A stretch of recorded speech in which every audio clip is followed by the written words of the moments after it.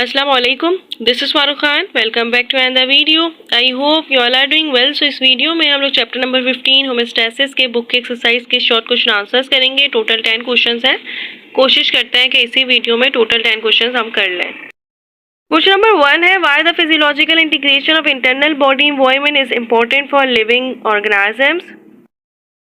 पहले आपको ये पता होना चाहिए कि होमोस्टैसिस क्या होता है. होमोस्टैसिस एक सेट ऑफ रेगुलेटरी मैकेनिज्म है जो इन्वॉल्व होता है बॉडी के इंटरनल एनवायरनमेंट को मेंटेन रखने के लिए. इसमें 3 एस्पेक्ट होते हैं, एक एक्सक्रीशन, ऑस्मो रेगुलेशन और थर्मो रेगुलेशन. ये 3 एस्पेक्ट काम करते हैं बॉडी के इंटरनल एनवायरनमेंट को एक्सटर्नल एनवायरनमेंट को मेंटेन रखने के लिए. हम ये कह सकते हैं कि फिजियोलॉजिकल इंटीग्रेशन इंटरनल एनवायरनमेंट के इसलिए इंपॉर्टेंट है क्योंकि ये इंश्योर करवाता है कि प्रॉपर परफॉर्मेंस हो होमोस्टैटिक रेगुलेटरी फंक्शंस की, लाइक एक्सेशन की. ये एस्पेक्ट है थर्मो रेगुलेशन की. To maintain the balance between external and internal body environment. So internal body environment और एक्सटर्नल बॉडी एनवायरनमेंट को मेंटेन रखने के लिए ये फिजियोलॉजिकल इंटीग्रेशन इंपॉर्टेंट है. क्वेश्चन नंबर 2 है why it is important that positive and negative feedback mechanism counter act upon each other. So आपको पता होगा कि पॉजिटिव फीडबैक मैकेनिज्म और नेगेटिव फीडबैक मैकेनिज्म क्या होता है. पॉजिटिव फीडबैक मैकेनिज्म इनिशिएट करवाता है, ये कंसर्न होता है इंक्रीजमेंट हो रही होती है किसी चीज़ की, या फिर ये एक्टिव करवाता है वो चेंज को जो हैपन हो रहा है बॉडी में. हम ये कह सकते हैं कि इंक्रीज कराता है, इनिशिएट करवाता है change of output for any biological process. Like अगर आप लेबर को ही देखें तो लेबर में कॉन्ट्रैक्शन हो रही होती है मसल्स की.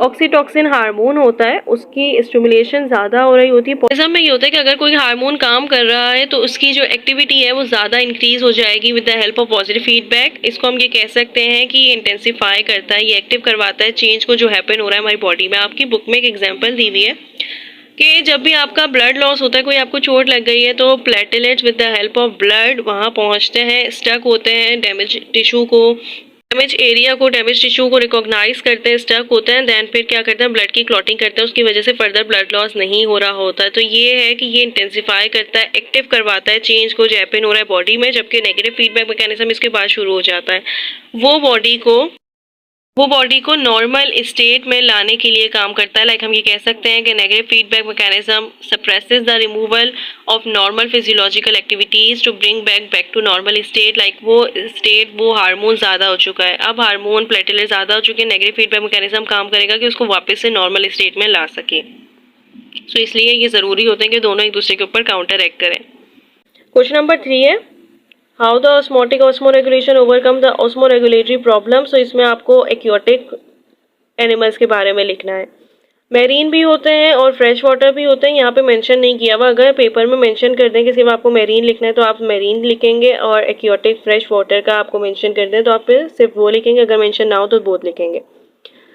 आपको लिखने हैं कि कैसे एक्वाटिक ऑस्मो रेगुलेशन ओवरकम करते हैं ऑस्मो रेगुलेटरी प्रॉब्लम्स को. तो पहले हम करेंगे मैरीन एनिमल्स का. Marine constantly water to conserve water in their body. Solve भी उनके साथ साथ वाटर के साथ आ जाता है उनकी बॉडी में, और ये फिर एक्सक्रीट करता है by special excretory cells like in the gills और इन द स्किन. इनके एक स्पेशल एक्सक्रीटरी सेल्स होते हैं जो एक्सक्रीट करते हैं सॉल्ट को. उसकी वजह से आप ये कह सकते हैं कि फिशेस लाइक शार्क वगैरह होती हैं स्लाइटली हाइपोटोनिक होती हैं.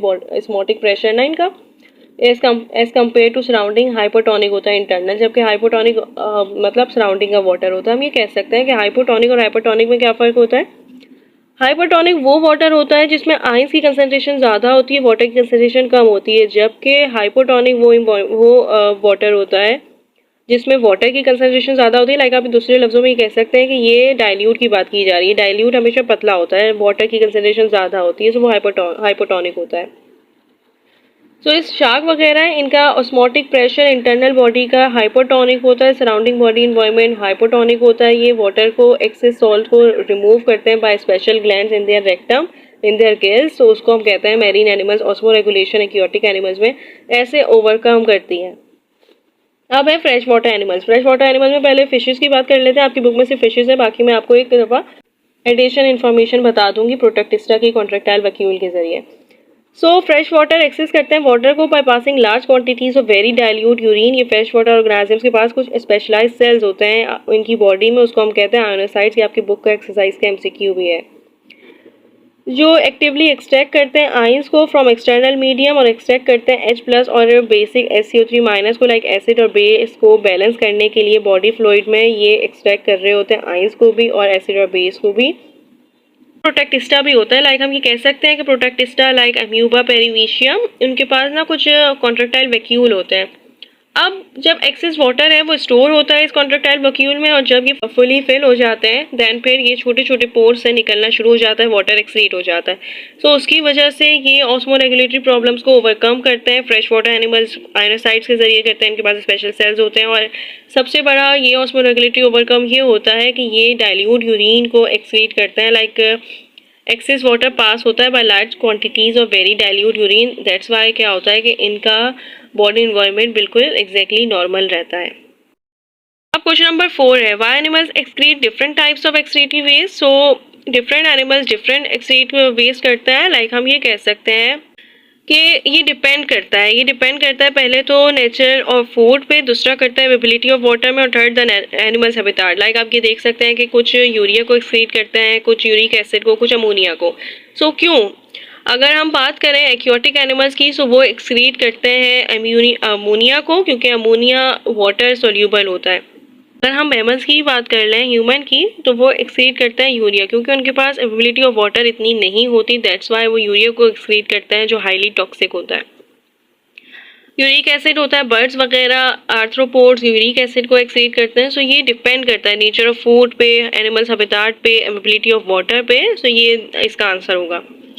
अब क्वेश्चन नंबर 5 है, what is the use of counter current mechanism in kidney. So counter current mechanism एक बहुत इंपॉर्टेंट रोल प्ले करता है, इसी की वजह से कंसंट्रेशन ग्रेडियंट मेड्यूला में allow counter current exchange system जो अलाउ करता है किडनी को कि वो जनरेट कर सके concentration gradient in the medulla of the kidney. ये एक बहुत इंपॉर्टेंट रोल प्ले करता है बाय प्रोड्यूसिंग कंसंट्रेटेड यूरिन। इसी की वजह से किडनी एब्जॉर्ब करता है वाटर को एफिशिएंटली। लाइक आपने पढ़ा होगा ना काउंटर करंट मैकेनिज्म में, मैंने लॉन्ग क्वेश्चन आंसर कराया था, तो मैंने बताया था कि इसी में लूप ऑफ हेनली में और प्रोक्सिमल कॉन्वेटेड डक्ट में वाटर की रीअब्जॉर्प्शन हो रही होती है, जबकि कलेक्टिंग डक्ट में वापस से वाटर को रीअब्जॉर्ब कर रहे हैं by the help of hormone, जो हेल्प करता है to regulate body water balance. तो इसी की वजह से ये वाटर बैलेंस रेगुलेट हो रहा होता है, ये कंसंट्रेटेड यूरिन को प्रोड्यूस कर रहा होता है। सो ये काउंटर करंट मैकेनिज्म का यूज है। क्वेश्चन नंबर 6 है, how kidney stones are form. So kidney stones are form, इसका बहुत इजी सा आंसर है, लाइक जब भी कंपाउंड्स की concentration like calcium, oxalate, sodium, potassium, uric acid, phosphate urine में ज़्यादा हो जाए, उसकी वजह से कुछ यूरिन एसिड और बेसिक हो जाता है। इसकी वजह से क्या होता है कि ये एसिड और बेस दोनों कंबाइन होते हैं और क्रिस्टल्स की फॉर्मेशन हो जाती है। हम ये कह सकते हैं कि आगे क्रिस्टल प्रोग्रेसिवली ग्रो होते हैं और फिर स्टोन की शक्ल इख्तियार कर जाते हैं। सो ये होता है कि किडनी स्टोन्स फॉर्म जब होते हैं जब भी कंसंट्रेशन कंपाउंड्स की ज़्यादा हो जाए यूरिन में। क्वेश्चन नंबर 7 है, what is the impact of human body if kidney suddenly और gradually loss the filtering abilities. So जब भी किडनी ग्रेजुअली या सडनली लॉस कर देता है फिल्टरिंग एबिलिटीज को, लाइक ये एक्सट्रैक्ट नहीं कर पाता, रिमूव नहीं कर पाता वेस्ट को फ्रॉम द बॉडी, सो हम ये कह सकते हैं कि विक्टिम को, पेशेंट को ब्रीथिंग में बहुत ज़्यादा प्रॉब्लम होता है। हम ये कह सकते हैं कि ये serious damages to the body, ये आगे जाके कुछ ना कुछ सीरियस इन्फेक्शन या सीरियस डैमेज भी कॉज करता है बॉडी में, जिसको हम कहते हैं डिमेंशिया, हार्ट फेलियर। सो ये होता है इसके इम्पैक्ट ओवर ह्यूमन बॉडी। अगर हम आगे किडनी फेलियर पढ़ेंगे तो उसमें भी आप देख सकते हैं कि उसमें भी बहुत ज़्यादा आपको बताया गया है कि कौन कौन से ग्रेजुअली लॉस है या फिर कौन कौन से इम्पैक्ट है ह्यूमन बॉडी में। डिमेंशिया कहते हैं मेमोरी लॉस को। क्वेश्चन नंबर 8 है, what are the problems associated with kidney transplant. So problem associate जो करती है किडनी ट्रांसप्लांट से, उसमें हम ये इन्वॉल्व करते हैं कि सर्जरी इन्वॉल्व करती है सब्सटेंशियल कॉम्प्लिकेशन, जिसमें ब्लड क्लॉटिंग हो सकती है, ब्लीडिंग ज़्यादा हो सकती है। सर्जरी हो रही है, किडनी को ट्रांसप्लांट कर रहे हैं और उसमें ब्लीडिंग ज़्यादा हो गई है या फिर लीकेज या ब्लॉकेज हो गई है ट्यूब की, जो लिंक करता है किडनी और ब्लडर को। तो बैक्टीरियल इन्फेक्शन भी इन्फेक्ट कर सकते हैं। ये हो सकता है कि डोनर को पहले से कोई बैक्टीरियल इन्फेक्शन हो चुका हो, इन्फेक्ट कर चुका हो, दैट्स वाई ये होता है। वायरल इन्फेक्शन हो सकता है, या फिर हम ये भी कह सकते हैं कि डोनर को अगर कोई और बीमारी हो, कोई कैंसर वगैरह हो, तो वो भी फिर आगे जाके फैल सकता है। Donated kidney, heart attack, death, stroke ये भी बढ़ सकता है। सो ये थे problem associated with kidney transplant. अब क्वेश्चन नंबर 9 है, what is the role of kidney as an endocrine organ. So kidney act करता है as an endocrine gland also. ये सिक्रीट करता है, प्रोड्यूस करता है टू टाइप्स ऑफ हार्मोन्स, इसको कहते हैं रेनिन और एक को कहते हैं एरिथ्रोपोएटिन। एरिथ्रोपोएटिन हेल्प करता है to production of RBCs, RBCs की रेड ब्लड सेल्स की प्रोडक्शन हो रही होती है, वो with the help of erythropoietin हो रही होती है। जबकि एक और हार्मोन है रेनिन, ये हार्मोन जो सिक्रीट हो रहा है किडनी से, रेनिन ये मेंटेन करता है ब्लड प्रेशर को। सो ये रोल ऑफ किडनी है as endocrine organ. Question number 10 है what is hypothermia, how body overcome this condition. So hypo आपको नेम से पता चल रहा है, थर्मिया मीन्स होता है हीट टेम्परेचर, हाइपो आप पढ़ेंगे कोऑर्डिनेशन एंड कंट्रोल, उसमें हार्मोन्स है। सो हार्मोन्स में बहुत ज़्यादा यूज़ होता है हाइपो और हाइपर। हाइपर का मतलब होता है ज़्यादा, जबकि हाइपो का मतलब होता है लेस क्वांटिटी में। सो इसका मतलब है कि बॉडी टेम्परेचर लो हो जाए तब बॉडी ओवरकम कैसे करेगी इस कंडीशन को। जब भी सराउंडिंग एनवायरनमेंट हॉट हो जाए या कोल्ड हो जाए तो उसकी वजह से बॉडी अपने टेम्परेचर को रेगुलेट करना जानती है। अब सराउंडिंग एनवायरनमेंट कोल्ड हो गया, इसका ये मतलब है कि बॉडी एक्सपीरियंस कर रही है कोल्ड एनवायरनमेंट, तो तब बॉडी टेम्परेचर को रेगुलेट करने के लिए वो अपने बॉडी टेम्परेचर को रेगुलेट करने के लिए अपनी बॉडी का टेम्परेचर लो कर देगी, मतलब कि डिक्रीज कर देगी। उसको हम कहते हैं हाइपोथर्मिया। इस कंडीशन बॉडी कुछ काम करती है, उसमें आता है परसेप्शन रिड्यूसेस, लाइक स्वेटिंग दूसरा नाम है इसका, स्वेटिंग को रिड्यूस कर देती है। ब्लड स्किन में ब्लड वेसल्स होती है ना, तो वो क्या होता है, वो वैसो कंस्ट्रिक्ट हो जाती है, वो नैरो हो जाती है। नैरो होने की वजह से बहुत ज़्यादा lesser quantity of blood supply हो रहा था बॉडी सरफेस को to conserve the body heat, that's why body heat conserve हो जाती है और बॉडी का टेम्परेचर रेगुलेट हो जाता है। एक और होता है लाइक सबकुटेनस फैट एक्यूमुलेशन हो जाती है, लाइक हम ये कह सकते हैं कि मैमल्स में ना फैट स्टोर होता है एडिपोज टिश्यूज में बिलो द स्किन। ये फैट बेड कंडक्टर होता है हीट का, ये फंक्शन करता है एज अ केमिकल इंसुलेटर।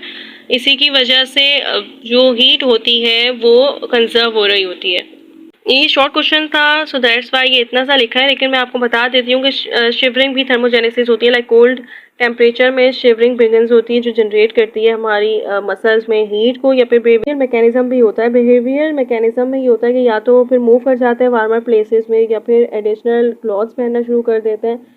सो ये होता है बिहेवियरल मैकेनिज्म। इरेक्शन भी होती है नॉन शिवरिंग थर्मोजेनेसिस में, हम लोग ये कहते हैं कि इरेक्शन भी होती है। इरेक्शन ऑफ हेयर का मतलब एक फरी एनिमल्स में हेयर वर्टिकल पोजीशन में ट्रैप करते हैं, वर्टिकल पोजीशन में होगा और देन फिर वो ट्रैप करता है thick layer of stationary air next to the skin. इसकी वजह से फर्दर हीट लॉस नहीं हो पाता है, स्किन का वो रिड्यूस हो जाता है। ऐसे उसको ओवरकम करते हैं, बॉडी टेम्परेचर को ओवरकम करते हैं इस कंडीशन को। So that's it, I hope आप लोगों को समझ आया होगा। ये 10 शॉर्ट क्वेश्चन आंसर थे। इंशाल्लाह नेक्स्ट वीडियो में हम लोग लॉन्ग क्वेश्चन नंबर 3 करेंगे, चैप्टर नंबर 15 होमोस्टैसिस का। All the best to all of you, अल्लाह हाफिज़।